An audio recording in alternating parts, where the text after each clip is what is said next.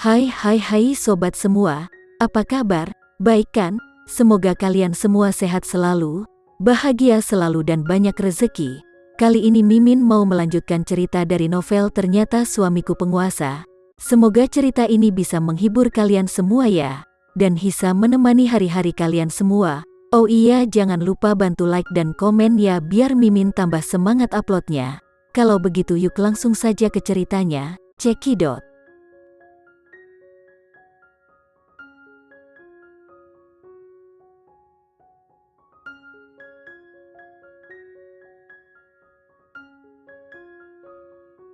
Setelah bekerja, Putri langsung pergi ke apotek untuk membeli tes kehamilan. Berjalan keluar dari apotek, dia mengambil ponselnya untuk memeriksa beberapa tindakan pencegahan untuk menggunakan alat tes kehamilan di internet. Di internet mengatakan bahwa ketika menggunakan alat tes kehamilan, cobalah menggunakan urin pertama di pagi hari untuk pengujian, karena kadar hormon saat itu adalah yang paling mudah untuk dideteksi. Lagi pula, dia tidak terburu-buru, jadi dia akan menunggu 1 malam lagi, berharap untuk melihat kabar baik ketika dia memeriksa besok pagi. Saat Putri memikirkan hal itu, panggilan Randy masuk. Ponsel Putri sudah terhubung, dan mendengar suaranya yang dalam dan seksi. "Apakah kamu sudah pulang kerja?" Putri mengangguk, "Ya, aku sudah pulang. Aku akan pulang dengan naik taksi." Randy berkata, "Lihatlah ke belakang." Putri melihat ke belakang dan melihat mobil Randy tidak jauh di belakangnya. Putri secara tidak sadar memegang tasnya dengan erat. "Aku tidak tahu sudah berapa lama Randy ada di sini. Apakah dia melihatnya pergi ke apotek untuk membeli barang? Apa yang terjadi? Kamu, sudah berapa lama kamu di sini?" "Baru saja tiba." "Oh." Putri menghela nafas lega, lalu menutup telepon dan berjalan ke arahnya. Randy keluar dari mobil dan membuka pintu untuknya. Sangat sopan, Randy menutupi kepalanya dengan tangannya dan membiarkannya masuk ke dalam mobil. Setelah mengenakan sabuk pengaman, Putri bertanya, "Bukankah hari ini kamu sangat sibuk? Mengapa kamu pulang kerja sepagi ini?" "Pekerjaanku sudah selesai," jawab Randy. Randy khawatir kalau Putri akan terlalu kesepian untuk pulang sendirian, jadi dia pulang kerja lebih awal. Randy Putri memanggilnya, tapi dia tidak tahu harus berkata apa. Putri berpikir mungkin dia sedang mengandung buah hati mereka. Hatinya gembira, tetapi dia tidak yakin apakah dia benar-benar hamil, dan dia sedikit khawatir. "Ada apa?" Randy menjawab dan menatapnya dengan sedikit kebingungan. "Tidak apa-apa," Putri tersenyum padanya. Putri akan memberitahu Randy setelah dia mengetes apakah dia benar-benar sedang hamil atau tidak. Putri tidak mau membuat Randy kecewa. Makan malam telah disiapkan oleh Bibi Sati. Itu adalah makanan laut yang sangat disukai Putri. Melihat kepiting kukus di atas meja, Putri selalu hilaf saat melihat makanan laut itu. Tetapi dia tampaknya telah mendengar makanan laut yang tidak bisa dimakan selama masa kehamilan. Memikirkan hal ini, tangannya yang terulur menyusut, memandangi kepiting dengan bersemangat, hampir meneteskan air liur. Melihat penampilan kecilnya yang menyedihkan, Randy pikir dia tidak bisa makan, jadi dia mengambil 8 kepiting yang disiapkan di sebelahnya, dan dengan sangat perhatian mengambil daging kepiting yang lezat. Dia menaruhnya di mangkuk, dan berkata, "Makanlah." Putri meraih tangannya lagi, menarik lengannya dan memeluknya dengan erat. "Randy, maafkan aku. Saat ini aku hanya tidak bisa berpikir saat berbicara. Kamu tidak akan marah kepadaku kan? Kamu adalah istriku. Bersamamu, apa yang bisa membuatku marah padamu?" Randy berkata sambil mengusap kepala Putri dan mendesah dalam hatinya. Lucu sekali dia. Bahkan jika Randy kadang-kadang tidak puas dengannya, dia tidak akan benar-benar menyalahkannya.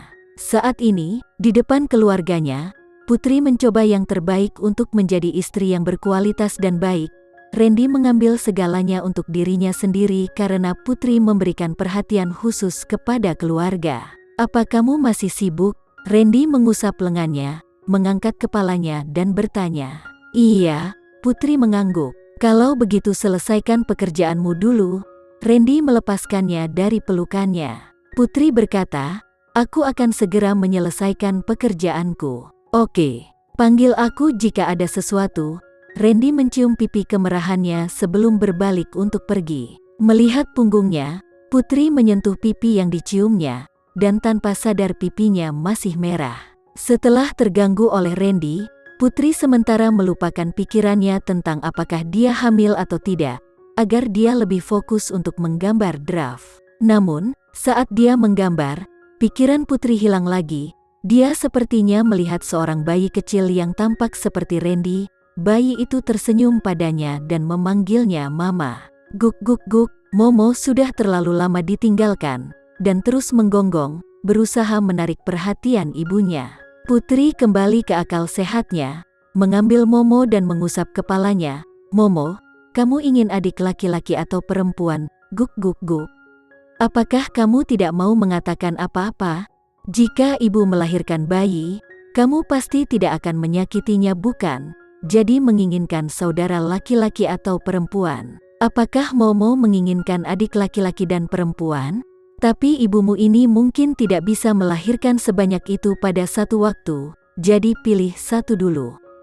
Lain kali ibumu ini akan memberimu yang lain. Suatu malam, selama aku memejamkan mata dan membukanya lagi, aku akan melihat matahari terbit, tetapi malam ini begitu terasa sangat lama.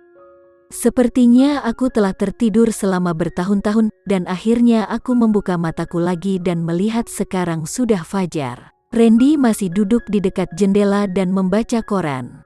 Setelah Putri menyapanya, dia berlari ke kamar mandi untuk mengetes apakah dia hamil atau tidak. Ketika dia melihat 2 garis merah yang ditampilkan pada alat tes kehamilan, dia hampir menjerit kegirangan. Dia benar-benar sedang hamil. Tangan Putri memegang alat tes kehamilan dengan bergetar sedikit, dan dia bekerja keras untuk waktu yang lama sebelum dia bersemangat. Tidak, alat tes kehamilan ini mungkin tidak akurat, dia harus pergi ke rumah sakit untuk memeriksanya.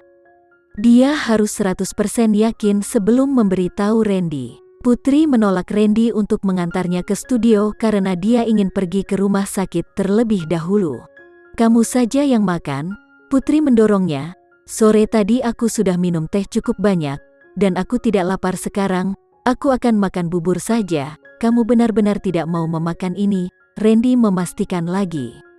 Tidak pernah terpikir olehnya bahwa Putri enggan memakan makanan favoritnya karena alasan lain. Putri menggelengkan kepalanya, perutku terasa penuh, aku tidak mau memakan itu. Randy tidak lagi bersikeras, mengambil mangkuk dan memberinya semangkuk bubur. Kalau begitu makanlah sedikit bubur ini. Iya, Putri mengangguk, mengambil sendok dan memakannya. Namun, ketika memakan bubur, dia tidak bisa tidak melihat Randy makan kepiting. Melihatnya makan begitu lezat, Putri hanya bisa menjilat bibirnya serakah. Itu adalah tindakan yang tidak disengaja, tapi melihat mata Randy punya arti lain. Randy bertanya, apa yang kamu pikirkan? Tidak ada. Putri menggelengkan kepalanya, lalu menundukkan kepalanya untuk melanjutkan makan bubur. Tapi Randy tidak tahu bahwa dia benar-benar ingin memakannya. Tetapi Putri tidak berani memakannya, karena dia takut akan terjadi sesuatu pada bayinya, jika dia benar-benar sedang hamil sekarang. Putri tidak tahan lagi, dan memakan bubur dengan cepat, dan berkata dengan agak kesal, aku dan Momo akan kembali ke kamar dulu. Iya, jawab Randy ringan. Putri memeluk guling dan berpikir dengan marah. Priscilia benar dalam mengatakan bahwa Randy sama seperti sepotong kayu. Itu terlihat sangat jelas pada Randy. Bahkan dia tidak tahu kalau Putri sedang marah.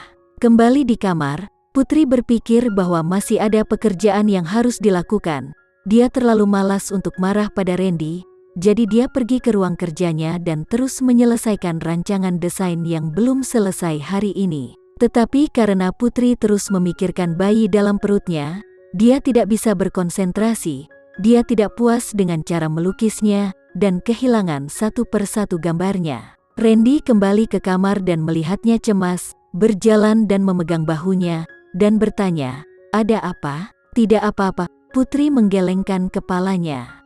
Pergilah dan jangan ganggu aku. Setelah mengatakan itu, Putri merasa bahwa Randy terlalu banyak bicara. Sebenarnya Randy peduli padanya, tapi Putri berpikir bahwa dia mengganggunya. Sebelumnya aku pernah mendengar orang mengatakan bahwa wanita hamil akan sangat sensitif.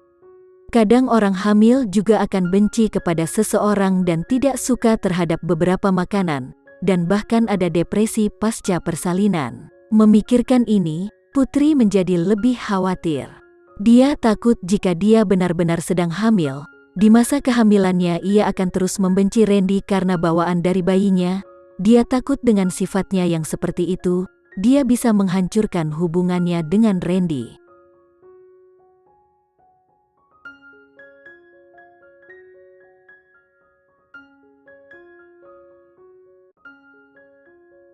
Sekian dulu ya cerita kali ini, kita lanjutkan lagi ceritanya di lain waktu.